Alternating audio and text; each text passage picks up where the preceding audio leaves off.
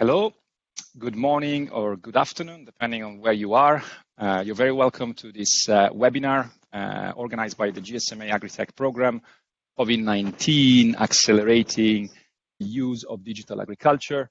My name is Daniele Tricarico. I'm Director of Insights at GSMA Agritech, and I'm very happy to be today with you and with our panelists and speakers to discuss very important and timely topic. So before we start, I'd like to let you know that this webinar is being recorded. We are using the Blue Jeans platform where we have a live chat and we have a question function. So please do use that to ask any questions during this webinar, and we'll try to answer as many as we can. So going to the topic of this webinar, all of us have experienced in different ways the impact of the COVID-19 pandemic. Certainly, smallholder farmers in low to middle income countries have faced and are facing many significant challenges. They continue to experience declining incomes, disruptions to the food supply, as well as challenges in accessing agricultural inputs. So these challenges have, in fact, exacerbated extreme poverty, and food security as well is becoming more of a challenge, and many farmers have been forced to make tough choices. It's been a great challenge for within agricultural value chains and food systems more broadly beyond farmers. Also, agribusinesses and cooperatives have seen their operations disrupted by the ongoing measures to combat the spread of the COVID-19 pandemic. So today, I'm very happy to be here with a panel of experts to discuss the impacts of the pandemic on smallholder farmers and the agricultural sector, and to explore how digital technology has helped with COVID-19 responses, supporting rural communities, farmers and businesses as well to cope and adapt to new challenges. Now, let's move on to the agenda for this webinar. We will start with a brief presentation on the key findings of a study, of a report that the GSMA Agritech program launched at the end of April, our report COVID-19 Accelerating the Use of Agriculture. And that will serve us to set the context for our discussion. We will then move on to a panel discussion with our industry practitioners and experts who have joined us today. So without further delay, let me introduce our panelists, starting from Pilar Castillo. Hi, Pilar. Please wave to our audience as I introduce you. Hi, everyone. Here is Pilar. Thank you so much for the invitation. Welcome. Very happy to have you here, Pilar. So Pilar is the VP of Sales and Marketing at FarmForce. Pilar has over 15 years of experience in business, sustainability, and impact. And at FarmForce, she focuses on securing key stakeholder partnerships to solidify the company's position as a leading first-mile digital sourcing and traceability solution provider in emerging markets. So Pilar is passionate about value creation for smallholder farmers and the stakeholders around them. And prior to FarmForce, she led an impact investment firm and worked as a management consultant in both roles, focusing on emerging markets and the agricultural sector.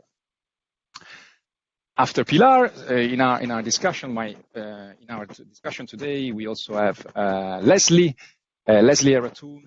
She's an independent consultant and one of the authors of our report. Hi, Leslie. Please wave to our audience. There is Leslie. So Leslie is a telecoms and industry consultant and the leading author, actually, of our GSMA report on COVID-19 and digital agriculture. She has more than 20 years of experience working on digital transformation trends in emerging markets, and she specializes in market assessment, market sizing, segmentation analysis, competitive analysis, and market entry strategy. Before becoming an independent consultant, Leslie spent about 20 years at Pyramid Research, and now called Global Data, where she led the emerging markets research and forecasting teams. And she holds a BA in Latin American Studies from Dartmouth. And from Leslie, we move on to Charita Ratwate, Head of Group Sustainability at Dialogue Axiata. Hi, Charita. So Charita is leads the sustainability. This is a leading mobile operator in Sri Lanka. For the past 6 years, Charita has overseen 3 major areas of activity and dialogue, such as sustainability, performance management, digital inclusion, and investments. And Charita has an MBA from the Stanford Graduate School of Business, and as an inaugural Stanford Social Innovation Fellow, he founded Rural Returns. This is a non-profit company that works with rural communities in Sri Lanka to create sustainable pathways out of poverty. Now, before the panel, as I mentioned, Leslie and I are going to provide some context for this webinar, sharing some of the key findings from our report. So let me share with you our slide deck to present our key findings study.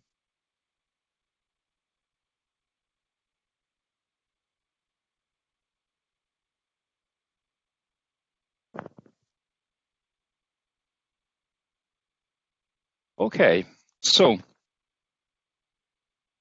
as I mentioned in the introduction, at the end of April, we launched a study to look at the impact of the pandemic on smallholder farmers and more broadly on the agricultural sector. Clearly, what we saw from the onset of the pandemic is that COVID-19 exposed the vulnerabilities of food systems at large. So this report looks at the use of digital agriculture solutions during the pandemic. With this study, we have looked to answer a number of questions. It's a study that is available on our website, so you can find it there. What are the key questions that we looked to answer? So first of all, which challenges have emerged during the pandemic? So which new challenges have farmers faced since the start of the pandemic? And as well, which existing challenges have been exacerbated by the pandemic? Then in the report, in the study, we look at the adoption and usage of digital agriculture solutions and how this is changing. So my colleague Cara is telling me that you cannot see the slides, so let me try again to share the slides. Apologies about that. Hopefully you can see the slides now. Okay. So, as I was saying, in this study, we look at we try to answer a number of questions. First of all, the emergence of the pandemic and the new challenges, as well as the challenges that have been exacerbated for farmers, agricultural sector stakeholders, cooperatives, agribusinesses.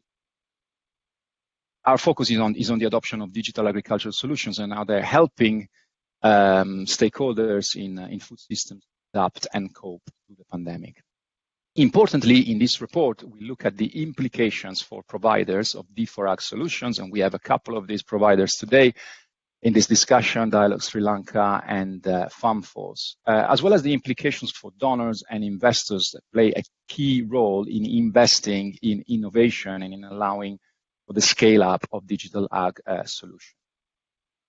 So for this report, we talked with a variety of industry sector stakeholders. We conducted over 40 interviews right from the onset of the pandemic. And what we did is we spoke to the same stakeholders in the early phases of the pandemic and later on towards the end of last year and the beginning of this year. And this allowed us to really have a clear picture on how the impact of the pandemic progressed, the level, the extent of the impact during the year on farmers and practitioners and providers of digital agriculture solutions, and how adaptations have changed and evolved during the year. We also conducted extensive secondary research. We consulted over 100 surveys. There have been so many surveys over the past year about the impact of the pandemic on smallholder farmers. So this report is informed by this kind of data that is very insightful to see again how the change of the needs from farmers have changed over the year. One example is the 60 decibels agricultural dashboard survey data on the impact of COVID-19 on Kenyan farmers, which we mention in the report and later as well in our presentation. So to contextualize the discussion, first and foremost, we wanted to provide a framework to describe what we actually mean by digital agriculture. What are the main use cases that we are looking at when we refer to when we talk about digital agriculture in low and middle income countries? So digital agriculture solutions enable access to services for farmers, access to markets, and access to assets.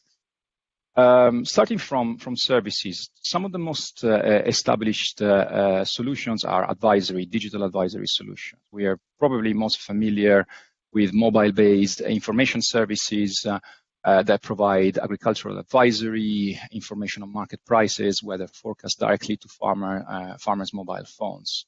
Within this category, we also have agricultural digital financial services. Here we're looking at simple solutions, mobile money solutions, for example, that enable digital payments for farmers in agricultural value chains, and more complex as well, services such as agricultural and weather insurance, credit, and savings solutions as well.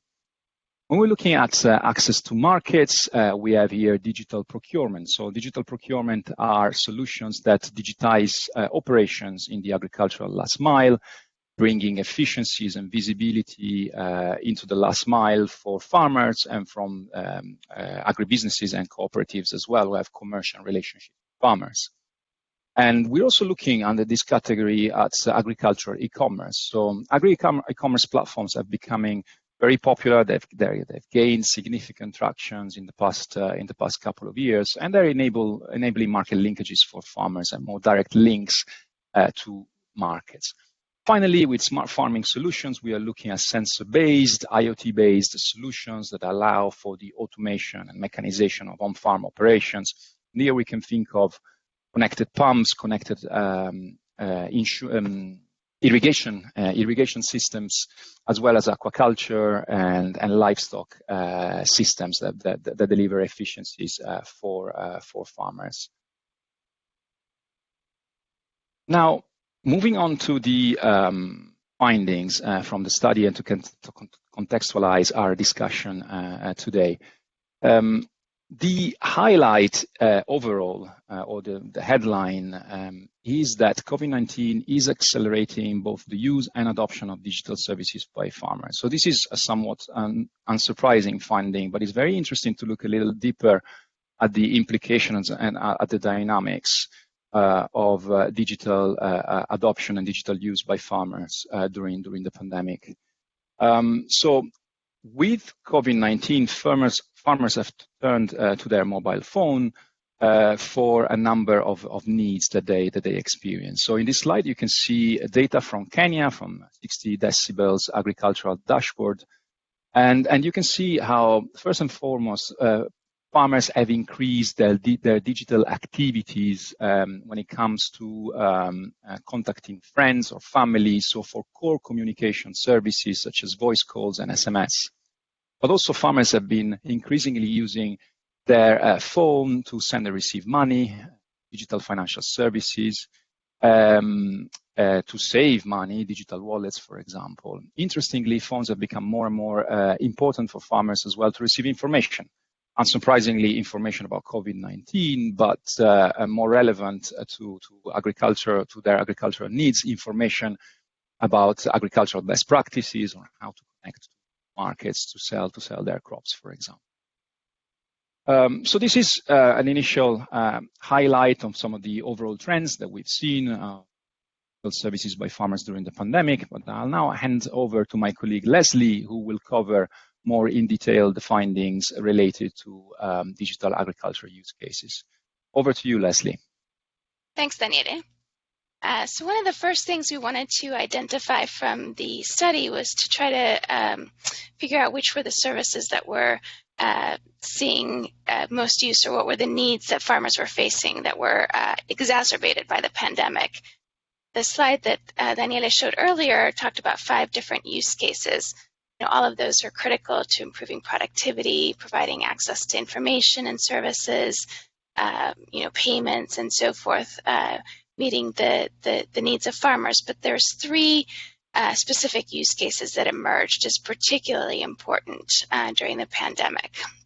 at addressing some of the challenges that farmers were facing. We looked at a number of surveys, as Daniele mentioned, that asked farmers, what are your biggest challenges? What are your biggest needs? Time and time again, we saw very similar responses from these surveys. What the farmers need was access to information with on-site advisory and extension services no longer available. They needed information and advice. They needed cash to purchase inputs or to fund agricultural or non-agricultural activities. They needed help with logistics, with the travel issues that people faced during the pandemic. They needed help identifying markets for their products because all of a sudden a bunch of markets were closed. And they needed markets for their goods. So in a lot of markets, particularly things like fresh produce, you saw the prices plummet. And so farmers weren't able to go to their typical markets to sell. So they needed places where they could sell their goods. And there's three particular use cases that emerged as particularly helpful in helping the farmers address these challenges that were exacerbated by the pandemic. The first of these is digital advisory. So that helped smallholder farmers acquire information that they needed, everything from what is COVID and what are some of the hygiene measures that you should take to keep your family safe, to what are some of the changes that are required in terms of handling of the produce or delivery of the produce, where can inputs be acquired, what markets are opened and at what times, what prices are being paid at what markets. These pieces of information became really critical, and so farmers turned in large numbers to advisory services. The other use case that really showed a lot of growth during the pandemic because it was meeting the immediate needs of the farmers was agri-digital financial services. We saw a study from 60 Decibels that month after month farmers were asked, what did you need the most? And the number one item every month was cash. So farmers needed cash, they needed money. The digital financial services was a way for farmers to get a hold of cash either from the government, who were running a bunch of safety net programs for farmers, as well as from agribusinesses and donors that were using mobile money to provide help and aid to smallholders and people living in rural areas. Digital financial services also proved useful in terms of acquiring credit, which was critical to purchase inputs and other things that farmers needed. And finally, the third use case that emerged as particularly helpful to farmers was agricultural e-commerce. This helped farmers acquire inputs, so companies like AgroStar, which deliver inputs to farmer locations, really saw a lot of growth as farmers turned to these types of services to acquire inputs and have them delivered to their locations. Also identifying markets for their products, securing better prices. We noted in Indonesia, where there's an e-commerce player called TaniHub, the farmers that worked with TaniHub were able to secure better prices for their products than farmers that were left to their own devices to try to find markets for their products. So these three use cases emerged as particularly helpful in helping farmers overcome some of the many challenges that emerged or were exacerbated during the pandemic. If we can go to the next slide. Diving a little bit deeper into digital advisory, we noted a few key trends when we looked at the specific use case. We did see a few governments and donors, nonprofits, launch some COVID-specific services. The WHO, for instance, World Health Organization, added some WhatsApp-based COVID services. These did not fare as well as services that were kind of embedded with other, information that was embedded with other services. So in a lot of the studies that the GSMA has conducted, we've identified that farmers like to have a single tool or service to meet a lot of their needs rather than have a bunch of individual apps on their phone or services to identify different bits of information. So we found that services that were kind of comprehensive or that added COVID-related advisory to an existing service fared better. And there were several examples of this. FarmForce, for instance, Pilar is here with us. but they teamed with the Clinton Foundation to offer some advisory, COVID-related advisory to their farmers in Africa. They also did some work in Cote d'Ivoire with Cargill to reach 1,200 farmers to provide them the information that they needed with respect to, COVID, both hygienic information as well as, handling of the crops and so forth. The second trend that we identified was that services that put the user at the center of their design tended to perform much better. Precision development, which used to be known as precision agriculture for development, they have a service called Amikrisha in India that provides agricultural advisory on a number of different crops in the state of Odisha. And they'd kind of grown slowly over a number of years to reach 500,000 farmers in 2019. But they took a particular approach during COVID to help that number go up. So they essentially did a quick survey for their users, and they asked farmers what it is that you need now to help you kind of cope with COVID. And they came back with very specific needs that they had. They needed to understand what markets were open, which crops were sold on what days, what activities were exempt from lockdowns, just information on pricing. And so what they did is they added this information onto the platform, and they saw the number of users double over the course of the year despite the pandemic. So again, this shows how a user-centric service will help with the growth. Go to the next slide. A couple other examples. There's a lot of digital advisory services that were out there, but we saw a couple other examples that showed quite significant growth and promise during the pandemic. So one is, and we have dialogue with us today, is the Govi Mituro service, which essentially had about 600,000 users up until that time. But during the pandemic, the farmers found the information provided so helpful that you saw a 50,000 increase in the number of users for the service. We also saw a big increase in the inquiries coming in from farmers, related to COVID.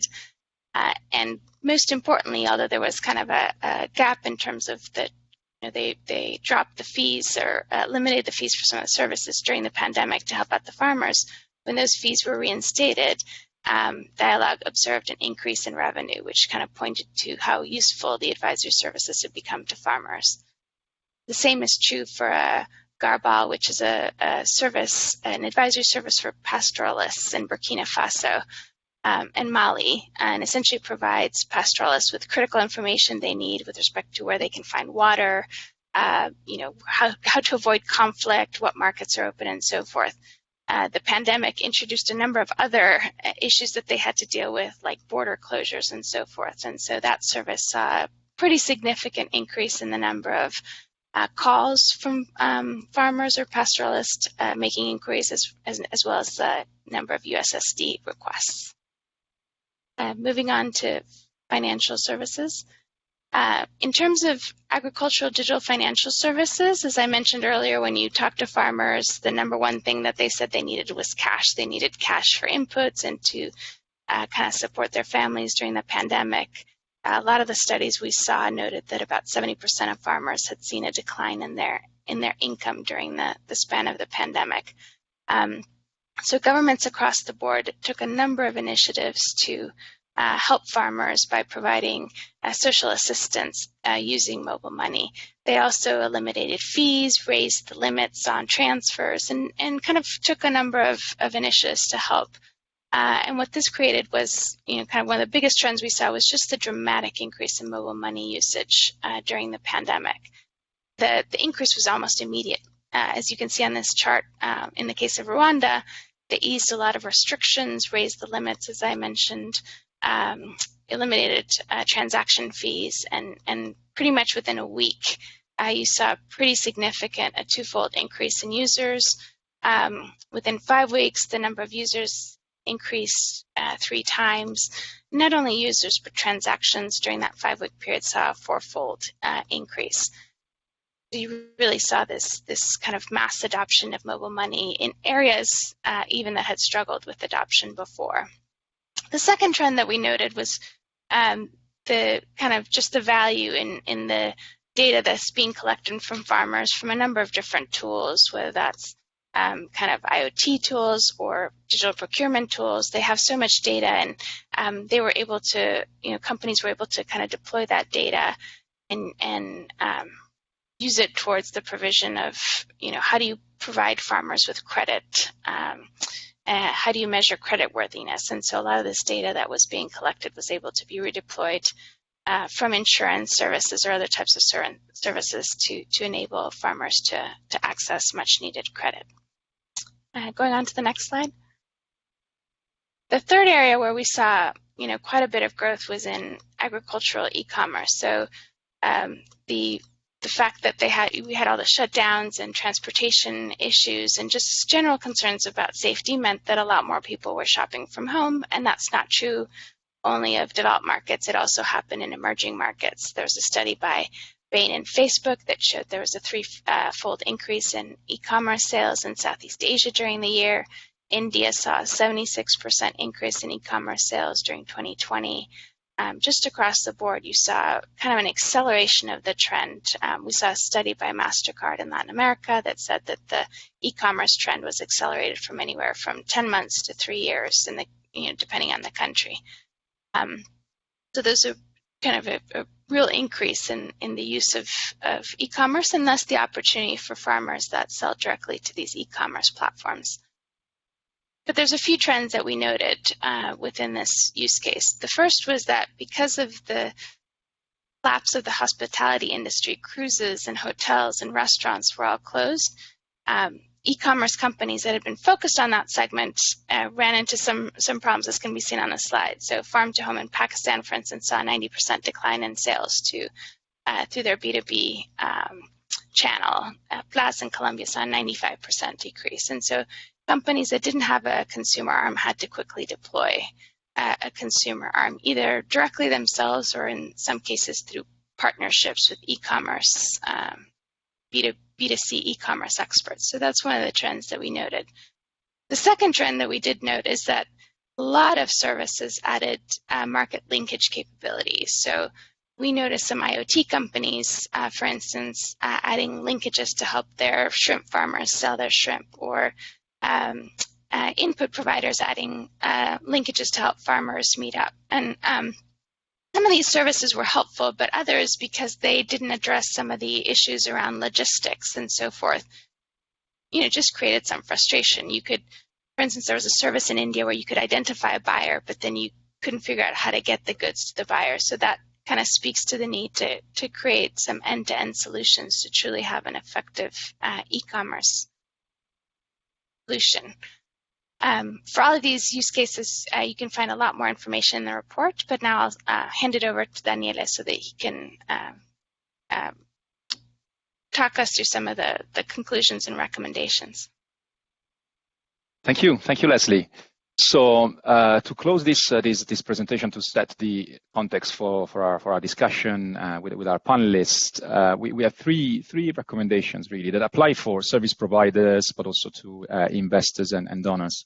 So to Leslie's last point, the first key recommendation that we have in the report is to focus on opportunities with a strong value proposition, but that also addresses, that provides an end-to-end solution for farmers. And of course, this needs to come as well with a clear revenue model for the providers in order for services to scale eventually over time. And the example that Leslie just mentioned about e-commerce, we have seen farmers using information services, also requiring market linkages and opportunities to access buyers, and therefore some services trying to combine market linkage capabilities with advisory. So really, it's a trend that we have observed for a while, but clearly with COVID, given the number of challenges that farmers have experienced, this need to have a bundled, to be able to access a bundled value proposition and holistic or end-to-end solution has become even greater. The second key point or recommendation is about supporting ecosystems that can harness the successful development of various solutions at scale. I think here this point resonates particularly well with digital financial services, agri-DFS. We have seen tremendous growth in some of the markets where governments have waived fees, for example, for mobile money, or have really boosted the transition from cash payments to digital payments. However, without an enabling ecosystem in the long run, this transformation won't be sustained. It's very important to, for example, allow for liquid mobile money networks to enable overall ecosystem development so that farmers continue to use these services. And we don't see just a short-term reaction and adjustment to the pandemic and then farmers abandoning these digital financial services later on. And finally, a very important additional recommendation that we have from the report is to support initiatives that have specific strategies to address the challenges faced by those that are most negatively impacted by the pandemic, and in particular, women. So the overall observation is that there is been significant growth in digital agriculture, in the use and adoption of digital agriculture during the pandemic, but there's also been a widening gap between those who have access to digital ag solutions and digital technology more in general, and those who don't. Some of the farmers, some of the marginalized farmers, have suffered financially and therefore have started to reduce their use of digital solutions. So it's very important for service providers, also for donors, to be very intentional in targeting this marginalized group that are already suffering before the pandemic and have been under more intense pressure more recently. So with this, we conclude this presentation with the key findings from the report. And we now move on into our panel discussion. So I would like to ask our panelists to switch on their camera. We have already Leslie on screen and also Pilar and Charita to join us. So let's jump into our questions. We'll also keep monitoring questions. Please ask questions, and we'll try to answer as many as we can. I would like to start with you, Charita. So in Sri Lanka dialogue, you have a variety of solutions that are targeted towards the rural sector. In the presentation, we talked about the growth of the Govimithuru digital advisory service. What kind of needs and requests have emerged from farmers in this past year or so, and how have you addressed them? Thanks, Daniela. So what I would say is we identified it, just like, unfortunately, the pandemic itself, coming in waves, I guess, mapping somewhat to that as well. The first things we started doing were kind of almost on our own, realizing that people were going to be struggling, because one of the key things, of course, is that most of our users are on pay-as-you-go models. When I say most, I mean 99.39. So these people would have, in the best of times, challenges in keeping their bills paid or their accounts topped up the whole time. So the first things we did were what we assumed would be needed, like making sure people can have access to the service the whole time. When there were questions of how can they even get their connections reloaded or topped up or anything like that. But as it went on, the most immediate thing thereafter was, this is the time of the major harvest coming in, the paddy harvest coming in. So some farmers were still depending on where they were in the country, trying to sell their harvest, and were having obviously all kinds of mobility and other issues involved. Particularly when it comes with paddy, when I say paddy, I mean rice. Particularly when it comes to rice, the government itself is a big buyer. So there were also situations where the government was able to mobilize the forces and other government sector resources to go into the field and try and help these farmers get rid of their products, except that nobody knew where they were, when they were coming, or what they would be procuring. So one thing we started doing was just working with the authorities to get the messages out. This is what they will be purchasing. This is when they will be in your neighborhood, that kind of thing. So those were some of the early kind of emergency response things that we were doing. From then on, it went on. Actually, one other very early stage thing I really should talk about is we look at this fairly broadly, and we also include artisanal fishermen or dayboat fishermen along the coast into this what we consider agri-tech areas. And we had just started this free service that was basically about early warning weather information. Very early on, when we realized that everybody was being told to stay home, farmers anyway thought they were exempt from that, and a few got arrested. But fishermen thought in no way were they under those same rules, because they were just going out to sea. And there were a lot of arrests being made. So we just sent out these messages with, again, the Department of Fisheries, educating and advising on what was really okay and not okay, when there was very little information available for even us on whether we could go to office or not. So that's the first wave. I can talk about some others maybe when we get some time. Okay, thank you, Charita. Yes, we can go back to other initiatives. Moving on to Pilar. What FarmForce does, FarmForce digitizes operations and streamlines operations, delivers efficiencies for farmers, from buyers, agribusinesses, cooperatives, and in the process, you generate a huge amount of data, and this data is very helpful for financial services, to provide this kind of solutions to farmers. This has been one of the findings as well that we have highlighted. This growth of DFS in general for the rural sector. What is your experience? What has been your experience during the pandemic in facilitating agricultural financial services? Well, I think as you highlighted, I think this really became a real focus area for a lot of not only farmers, but I think for a lot of kind of players in the value chain. So, and FarmForce have been doing a number of kind of work in this area for some years. So we've seen a rise both in interest from financial institutions to see really the potential of or leveraging the extensive data that we collect on farmers in order to make their credit assessments more effective, more cost effective, particularly.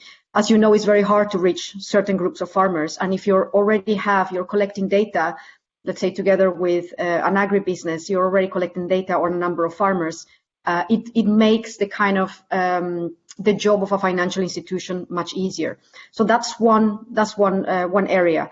The other is also in a lot of the cases we work with organizations that source from, like agribusinesses, or support farmers on the ground, like for example NGOs. And a lot of these organizations are realizing that having the risk and burden of providing financial services for farmers is very high, and they really want to bring on board a financial organization to partner with. But in order to do that, they need to have performance history, like harvest data, information on farmer assets, farmer financials during a cropping cycle, everything that has to do with farmer competence level, training or certification. So I think that they're realizing that there is a really high potential for them to leverage the type of data that we collect in order to bring an outside partner to help them do, what they can do best, right? Because financial services provided by a financial organization is much more professional than an agribusiness or an NGO trying to take on that task. So I think that having that data available is really helpful for our customers to be able to bring others in and basically help provide more support to the farmers, and not just simply relying on just one organization to support these farmers. Absolutely. I wanted to ask you, Leslie, about what we have observed in terms of linking to the point that Pilar is making about the use of digital tools, particularly during the pandemic, by other organizations in in agricultural value chains. The report looks at also at the impact of the pandemic now on the operations of agribusinesses, of cooperatives. Can you comment on that, on what we have observed in terms of adaptations or response initiatives by these actors, and how they've used digital tools? What have you observed? Yeah, I think, we focused a lot of our discussion on farmers, but agribusinesses, agritechs were also impacted in terms of their operations. They depend, even though they can do a lot of things remotely, a lot of the signups are usually done in person, or even, some of the onboarding is done in person. And so this was something that they were not able to necessarily do during the pandemic. And so we saw some shifts of people doing kind of some online training or, remote training during the pandemic. I think, going forward, they acknowledge that some of the on-site training is effective, but they've kind of been experimenting with the remote training for onboarding once they've kind of done the initial sign up. That's one of the things that they've been working on. And just, I think one of the things that the pandemic showed them is how quickly they can pivot with digital financial services. So you noted, a lot of farmers that worked with agribusinesses and cooperatives with these tools were just able to live through the pandemic with far fewer obstacles than those that did not have those digital tools at their disposal. So it was almost like a very effective live case study of why the digital tools can really help farmers in terms of their productivity, in terms of access to information, access to inputs, and so forth. So I think it was a real demonstration of what impact these tools can have on the livelihoods and income of farmers.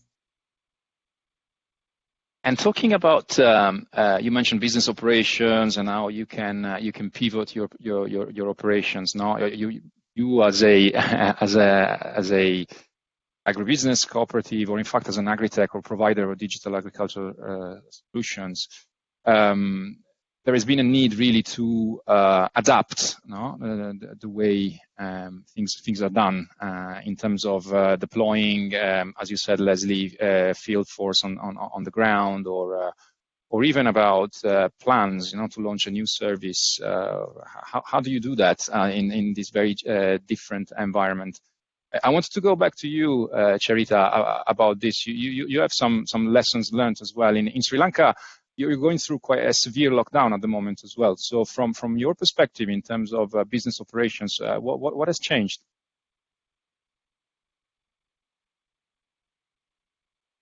In terms of operations, sad to say, we just got a news alert a little while ago that Delta variant also has been identified in Sri Lanka. So we've been in about 3 weeks of lockdown. It's going to go. I guess it's going to be even longer. So we definitely had to do a lot of the things that Leslie just spoke about. We have, the first month or 2 months, I was talking about that first wave, we thought, okay, this is just something that we wait out. We keep everybody going and we get back to business as usual in a month or so. So now, business has to go on. Farmers have to get their stuff done, especially the people, who are producing things on a daily basis or whose harvests are coming up. They really have to get stuff moving. So when it comes to onboarding of users, all the things that Leslie talked about, we've been using video-based methods. None of them may be perfect compared to what we were doing before, but we've been pushing for whatever is good enough to get some movement, and then what can we do later on. So this last very severe lockdown started only maybe a month ago. Before that, we had a little bit of travel where we could do things to do the remainder that we were not able to do remotely. But we have been changing a lot of these things, trying to reduce as a business, not just as the work that my unit has been doing, working with farmers. So trying to make it less bureaucratic, less paperwork and touch points involved, to get all these things going. But there is only so far you can go, I must say, because I think as Pilar and Leslie said, at the end of the day, this is something where goods need to change hands. People are dealing with cash a lot of the time. So there are challenges that and we are hitting constraints that are more, I would say, infrastructural or systemic, in the sense of the regulatory challenges in enabling, we were talking about this the other day, about enabling mobile money payments that are actually meaningful for an agricultural value chain. If it's not just a tiny amount of a daily collection, it's just not worth it. So, so many other things. But we've changed our mix. We've seen how users patterns are shifting to what crops and what information people are seeking. There's people are, we saw this initially with our original Goimitu product, how quickly people climbed the tech adoption curve when they finally had a use case. And this happened globally, with my parents, with so many people, right? Suddenly everybody is using this. As the head of sustainability, I've been trying to promote video conferencing for years at Dialogue, right? So it was a kind of vindication for me. But so many of these people have learned so many other things that do, with all the constraints, also enable some things to happen a little better. So it's nice. Sometimes when more people use it, they find more bugs and constraints, which is always good, because that means we're learning. So that's kind of the journey we're on. Charita, you mentioned before as well this challenge or this new scenario whereby you've had to launch a new service as well during the past year, doing things completely different from what you've done before. Can you comment on that? I'm trying to. Yeah. So there are two actually. So one was the part of a freemium service. We launched a free service first, which was the weather advisory. That sold itself, because when the fishermen were getting, the additional information and things, we've put up not kiosks, but basically signage, digital signage in the fisheries harbors, where they are now getting the information where they can almost go nowhere else. That's one of the services, which again, because there was an infection chain that went down that value chain from the fishermen who were catching this to the fisheries to the fish markets and on down, where the service was very important in getting the advice out.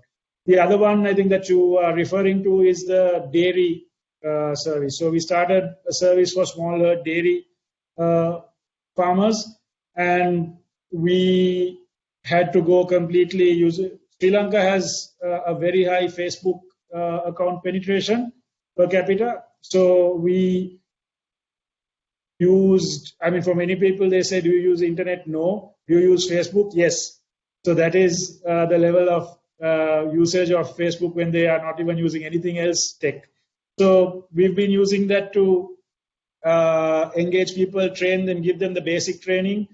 So for the people who are actually recruiting farmers in a very local way, but also for the farmers themselves to give them some basic advice. Because this is with another program that is actually with the USDA, Department of Agriculture, where this training has to happen, this advice has to go out, and we have to use whatever tools are available. Thank you, Charita. Pilar, what about you in terms of your experience in changing the way you've done things on the ground? How has it worked for you over the past year or so? Yeah, I think Leslie already mentioned some of the challenges that we have. I would say that I can't really complain that it has been. I think other type of organizations have been definitely more impacted than ourselves. I think that being a digital technology provider, we are an international organization with presence in several markets and work with a network of partners around the world. So it's what we do in general is pretty digital. However, when it comes to the implementation, and specifically certain parts of the implementation, typically the training of users, that's what we found that we had done some kind of remote training in the past, but I think that with COVID, we had to kind of come up to speed really quickly as to doing deployments, and not just for, like, let's say, areas of the world where there's better connectivity and there's higher level of competence, but doing this, for example, for a situation in isolated areas in rural Ethiopia, or in areas of the world where it's not so easy to always reach and know your demographics so well. So one of the things that we learned very quickly is basically that planning is even more important. Planning was always important, but planning now is even more important during COVID, because you really have to do like a good effort of understanding who your users are, really understanding where are they located, how remote is this, when during the day do they have connectivity, how do I need to adjust my curriculum or my like the interactive part of the training in order to ensure that they really they achieve the aims of the training. So I think that I would say that it's the training part. It's really important for us to kind of to try to adapt as much as possible. And that has been, I would say, the main kind of impact to our operations, and also realizing some of the trends that that the pandemic is bringing. If, for example, in terms of I think extension service is becoming much more targeted. That's something that we're seeing. It's not like I don't believe that there would be extension services will go away. Extension services will continue, but I think that they're becoming more and more targeted. And what you're seeing is that you're really looking at much more integrated services around the farmer. So not just one kind of solution on its own doing all the work, but like, for example, in our case, we're looking at integrations, we're looking at bringing other complementary solutions into ours, because we realize that going forward, there's a shift between, from extension to kind of much more farmer-centric solutions. And that's where we are moving. So we are also investing a lot into that, and basically ensuring that that really the farmer becomes kind of like the central part of this. But there are significant challenges in trying to reach smallholder farmers. So, and this involves technology, it involves working with partners, solving human challenges. It's a very complex area to really move into, but also very exciting and with a huge potential. So I think that the pandemic kind of brought this, faster than it was coming. It was an emerging trend, but I think that with that, with the pandemic, we've seen much more of a faster shift towards farmer-centric solutions.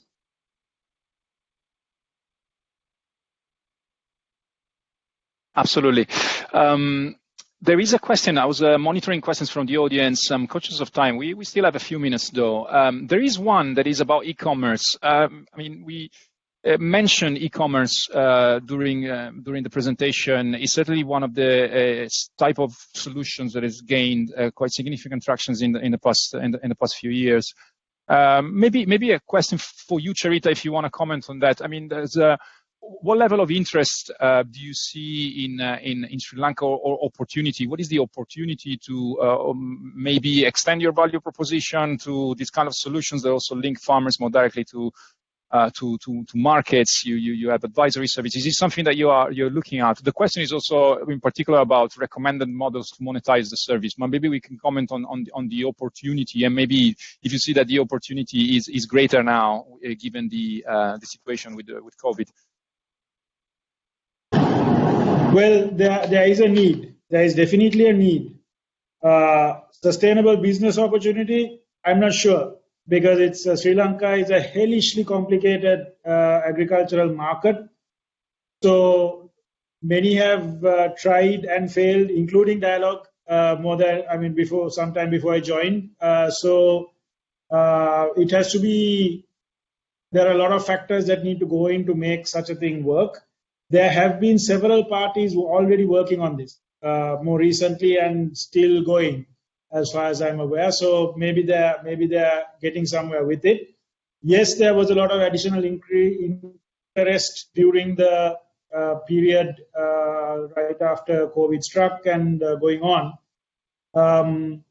which also shows that the players who were recently in the market before COVID struck maybe had not really been addressing the needs of the smallholder farmers and the people who were suffering the most visibly, or possibly you could say not visibly, but that was popping up as a need.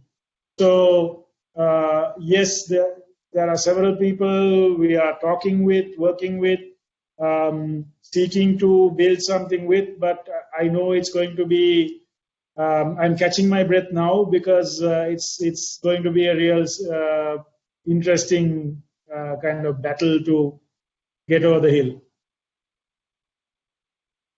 And the final question, I think, for all of us is about the this widening gap as well. That is a risk, right? Particularly during this phase, in terms of there is a greater risk of marginalization, exclusion, for farmers that who are not able to access digital services. So yes, there is overall growth and the greater need turn to digital ag solutions, but also some of the already marginalized groups, particularly in some contexts, women who haven't had the same access to technology as men, who struggling more.